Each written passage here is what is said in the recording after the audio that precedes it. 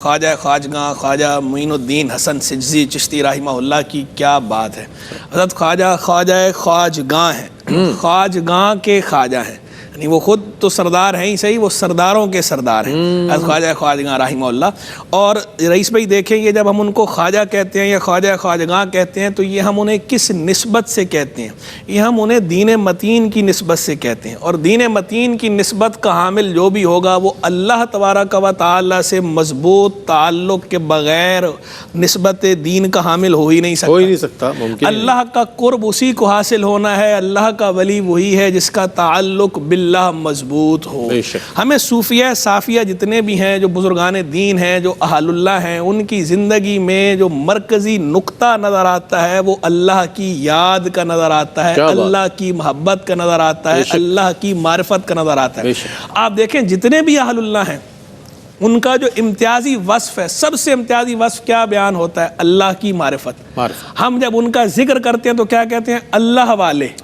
ہم کیا کہتے ہیں؟ اہل اللہ، ہم کیا کہتے ہیں؟ اولیاء اللہ، یعنی ان کا تعلق جو اللہ کے ساتھ ہے وہ ان کے ذکر میں بھی ملحوظ ہوتا ہے، وہ یاد ہی اسی سے کیے جاتے ہیں، اللہ سے جوڑ کر ہی انہیں یاد کیا جاتا ہے کہ وہ اللہ کی محبت میں مستغرق ہوتے ہیں، وہ اللہ کی محبت میں فنا ہوتے ہیں۔ چونکہ اللہ کی محبت میں فنا ہوتے ہیں تو اس لیے اللہ کی طرف سے ان کے ذکر کو بقا دی گئی ہوتی ہے، تو وہ فنا فی اللہ اور پھر اس کے بعد بقا باللہ کے مقام پر فائز ہوتے ہیں صوفیہ صافیہ سارے۔ خواجہ غریب نواز رحمہ اللہ بھی ہمیں انہی میں نظر آتے ہیں، والذین آمنوا اشد حبا للہ، اور وہ جو ایمان والے ہیں سب سے بڑھ کر اللہ سے محبت کرتے ہیں۔ خواجہ صاحب کی پوری زندگی کو آپ دیکھیں، بچپن سے لے کر تا دم وصال آپ کو ہر موڑ پر خواجہ صاحب رحمہ اللہ اللہ کی محبت میں وارفتہ نظر آئیں گے، بلکہ یہ آپ کے سلسلے کی پہچان ہے۔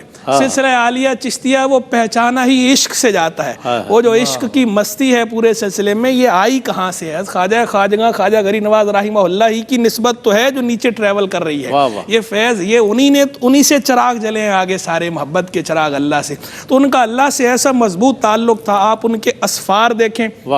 جو سفر انہوں نے کی ہیں اور جو انہوں نے کام کیا ہے، جس جگہ انہوں نے ڈیرا ڈالا ہے، چاہے وہ ڈیرا لاہور میں ڈالا ہو، چاہے وہ ڈیرا اجمیر میں ڈالا ہو، جہاں جہاں انہوں نے پڑاؤ ڈالا ہے وہاں پر آپ کو نظر آئے گا ان کا ہر کام للہ ہے، وہ ہر کام فی اللہ کرتے نظر آتے ہیں، اللہ ہی کے لیے کرتے ہیں، خالصا لوجہ اللہ ہو کر کرتے ہیں، یہ ان کے اللہ سے تعلق اور محبت کی نوعیت ہے۔ کیا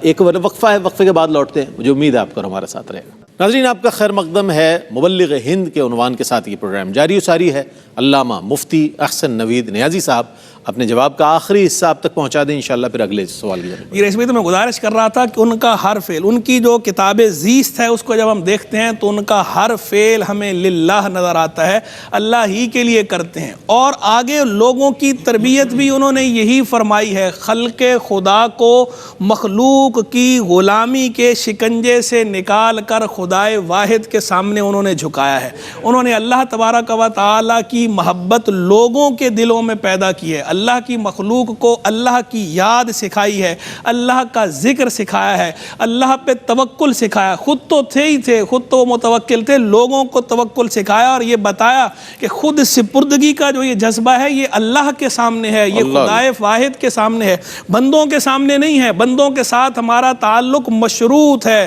اللہ کے ساتھ جو ہمارا تعلق ہے وہ غیر مشروط ہے، غیر مشروط وفاداری وابستگی وہ اللہ کے ساتھ ہے، اور اللہ کے بعد اللہ کے رسول علیہ السلام کے ساتھ ہے، اور جس کسی کے ساتھ ہمارا جو بھی تعلق ہے وہ اسی میزان پر ہم نے تولنا ہے، اللہ اور اللہ کے رسول کی محبت کی میزان پر تول کر اس کے ساتھ ہم نے تعلق رکھنا ہے، اللہ اور اللہ کے رسول کی میزان پہ